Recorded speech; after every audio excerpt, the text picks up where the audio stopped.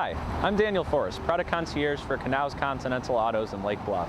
I have on my right a 2019 GLE 400 and on my left a 2020 GLE 350.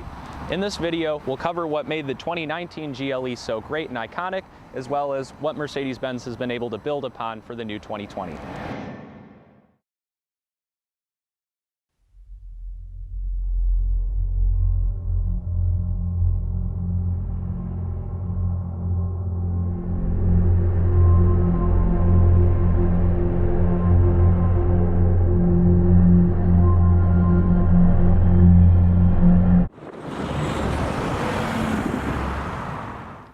Underneath the hood of the 2019 GLE, you have a couple of different options if you're not looking at a performance-oriented AMG. The standard motor is a 3.5-liter naturally aspirated V6, but this particular GLE 400 has a 3-liter twin turbocharged V6 if you're looking for a little bit more power. So let's take a few minutes to talk about some of the design elements that you'll see on the front of the 2019 GLE. So obviously, can't miss this big tri-pointed star. Definitely iconic look to the vehicle, and just above that we have a smaller tri-pointed star, except this one has the Mercedes-Benz laurel wreath around it. So it kind of adds to that nice heritage, sort of old school throwback look. Moving up top, we do have two big power domes on the hood, as well as these two vents that add a lot of extra styling to the vehicle. Moving back down for just a second, you will notice the twin blade grille. Very nice sharp look to this vehicle, as well as the LED headlights. So if we move around the side of the GLE, some of the things you'll notice is just its nice stout appearance. It's definitely something you can't miss going down the road. We do have 19-inch 5-spoke Mercedes-Benz wheels. These are standard wheels. You don't have to shell out extra money to get these, and they look great. This GLE also has the running board, so if you need a little bit of extra help getting into the vehicle, can absolutely offer you a little assistance. Don't have to jump quite up as high into it, and then you really can't miss that sloping C-pillar behind the second row. It's one of the most prominent and iconic design elements of the Mercedes-Benz GLE, dating all the way back to the first one in the late 1990s. So it's definitely been a part of our look for a long time. And then moving around the back, you've just got a real nice classy looking rear end on this thing. So you have your Mercedes-Benz GLE 400 badges, as well as the 4MATIC. And then with this particular GLE, it does have a tow hitch. If you need to tow a little bit of extra stuff, that's not a problem.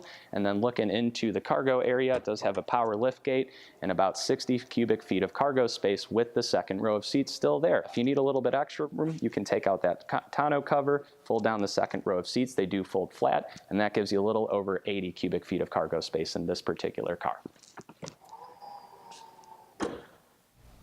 All right, so let's take a second to look into the back seat of the 2019 GLE. So as you can see, there's plenty of space back there. You can fit 3 people quite easily. If you only need 2 people back there, then you can fold a center armrest down, getting a little bit of additional comfort, as well as some cup holders. There's also a 12-volt adapter back there, just in case any of the rear occupants need to charge any electronics. And it's just a real nice clean look with some beautiful black MB Tex upholstery, as well as some nice burl walnut trim on the doors.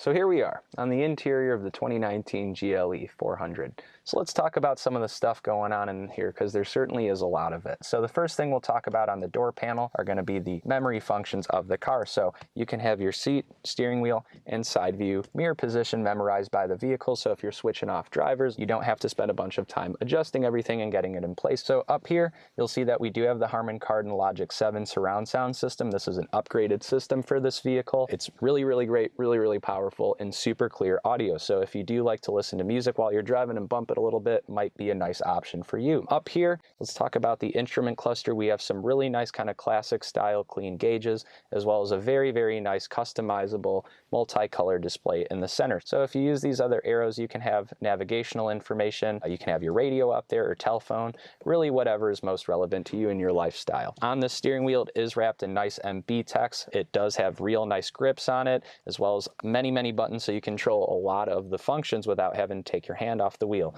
So as we said, we can control this screen with these left set of buttons. Over here, you can answer or hang up a phone call. You can use voice commands for navigation, changing radio stations, and then you have your volume controls for the stereo. So you can really control the important stuff without having to take your hands off. Up here, we have a very beautiful NTG command screen, which is very high resolution, has tons of great colors. It's very useful if you know what you're looking for, but you don't have an address. You can find find where you really need to go quite easily. Moving on down into the center stack of buttons, one of my favorite things about the GLE are all the shortcuts to jump to all of the things that you'll probably need on a regular basis, so you don't have to rely on grabbing the command wheel or the touchpad to kind of operate the screen and jump around between the different parts of it. Moving on to the other side, I know we have this dial pad that can be quite useful for setting in radio presets. So you go to your station you want, just press and hold the number that you'd like it to be, and it'll beep and lock it in place. Down here, we have our silver row of buttons where we have some nice stuff. Obviously, you want heated seats, stability, program, hazard light, and then a means to turn off that automatic start-stop function that many people are not a fan of. Down here, we do have dual zone climate control, so the driver and passenger can definitely be comfortable. However, or whatever their preferences may be, it is automatic, so a nice thing is it's like a thermostat in your house. You set it at a desired temperature, and the car is going to take care of the rest. So let's talk about what's going on in the center console. The first thing we'll kind of mention is the command wheel, as well as the central touchpad. You'll use these to kind of navigate it if you so choose. The nice thing about these, there's no inherent benefit to using one. It's solely there for the driver's preference. So over here, we have all of our off-roading buttons. In the top right corner, DSR is your downhill speed regulation. It's basically a low-speed cruise control for when you don't have payment and you're going down a steep grade. Just keeps the car going at a stable speed when traction's not readily available. We have our dedicated manual mode, so if you press that button, you'll have to use the paddle shifters on the steering wheel. And then this last button in this little stack is going to be the little car in the box. If you press it, it brings up a picture of your GLE on a screen where you see a lot of telemetry data. And then the last thing we'll talk about on the interior is your dynamic select switch. So the default setting is comfort mode. Your GLE is just going to try to give you the nicest, smoothest ride it possibly can. You can go into your sport mode if you're feeling a little bit more aggressive. You can go into your slippery mode if it starts to snow. You have an off-roading mode, and then the last one is our individual mode. So let's say you like part of sport mode, part of comfort mode, but you can't really take your pick of which one you generally prefer. You can kind of take bits and pieces of each and really make it your own. So now that we've taken some time to look over what makes the GLE such an iconic SUV,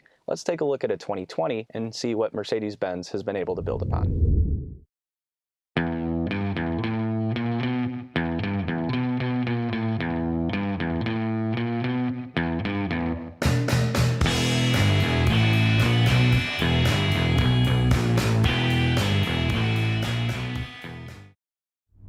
Alright, so here we are on the interior of the 2020 GLE 350. We'll be kind of talking about the outside of the vehicle, what the inside looks like, and then I'll be finishing up with how it rides and drives. Walking around the outside, I really like how the new GLE is totally redesigned. There's no denying that it's a completely new vehicle, but it still retains all the heritage, all the design cues that make it undeniably a GLE. It still does have that nice imposing appearance with the nice power domes up top. In addition to that, it has the twin blade grille that you always see on the GLEs, and just a really nice sculpted front appearance.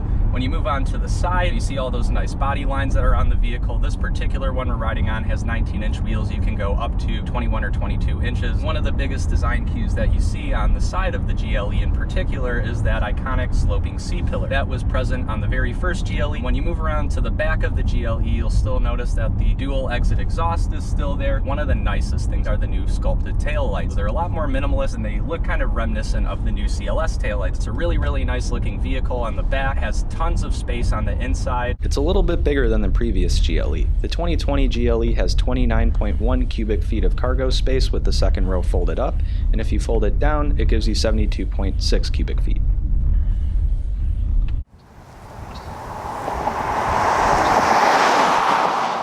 Going into the second row of the new 2020 GLE is where things get really great. The vehicle's been stretched by a little over 3 inches, which allows for an extra 2.7 inches of legroom in the back. So if you've ever been in the back of a GLE, you know that it's a nice spacious place to be. This new 2020 has taken that even a step further. So I definitely wouldn't mind spending a lot of time back there. So next is we're kind of looking on the interior of the GLE. Redesign really doesn't even cut it justice. This is light years ahead of basically any other interior in the industry when it comes to luxury SUVs. So looking around, you see all these flowing dash lines with the beautiful natural grain wood trim, which is something I really highly recommend. It just looks beautiful and it really holds the test of time. And then another thing about this interior is you can't miss the huge dual 12.3 inch displays. So what's really nice about these is they're fully customizable. You may be able to see on the camera now that I have a full screen navigation map where my gauge cluster would traditionally be. Otherwise, you can have a more traditional gauge setup. There are 3 different zones through which you can customize anything that's relevant to you, your driving style, and what you really need to be seeing on a regular basis. Kind of continuing on, we do have really nice upgraded Burmester speakers. It just adds a really high quality look, and it does actually add to an increased sound quality. These are really great speakers. I highly recommend getting them if you are in a 2020 GLE. Continuing on with the 2 different screens, what this system does support is the new Mercedes-Benz MBUX system. It's like having a smartphone integration already present in your car, basically having an assistant with you at all times. Some other interior features that are really nice are the minimalist climate controls. I like how there are still toggles and all the climate control stuff isn't hidden into some menu where you have to really search for it. In addition to that, the vehicle has a bunch of cup holders, a nice NFC wireless charging pad, and USB-C ports because that is the way of the future. So if you don't have a phone that's USB-C compatible right now, don't worry, every GLE will come with adapters. In addition to that, we do have this nice touchpad, and we now have a touchscreen in Mercedes-Benz. It's extremely responsive. It's really great. Another nice thing about the new interior of the GLE, sort of a heritage thing, is the returning of the grab handles in the center console. These were present on the very first ML when it debuted the luxury SUV segment. So the last thing I really want to take some time to discuss in this car is the ride. Something this big and opulent, you want it to ride nice, and man, does it do that like none other. This is just on the standard suspension. You do have the option for an aromatic suspension, which is super customizable in terms of how stiff you want the ride. The smooth is really the name of the game here, because this new vehicle does have a really smooth transmission to it. It's very lightning quick. It will adapt to you and your driving style. Right now we are in a 350, which is the 2.0 liter turbocharged engine. It's a 4-cylinder. This thing packs a punch, and from a 2 liter, it's seriously impressive. And if that's not enough power for you, you can jump up to the GLE 450, which is really great. That is a 3 liter straight 6 with an integrated starter generator, or what we call EQ boost. What that allows for is boosting the car off the line for brief periods. So one of the greatest advantages to that is that the electric motor boosts you off the line, so by the time the engines kick back in, you're already moving and none of that disturbance that people don't really like. Hope you guys found this video on the new 2020 GLE informative and useful. If you guys have any questions, you can feel free to reach out to me, dforrest@knauz.com, or 847-283-6612. Daniel Forrest, product concierge for Knauz Continental Autos. Thanks for watching.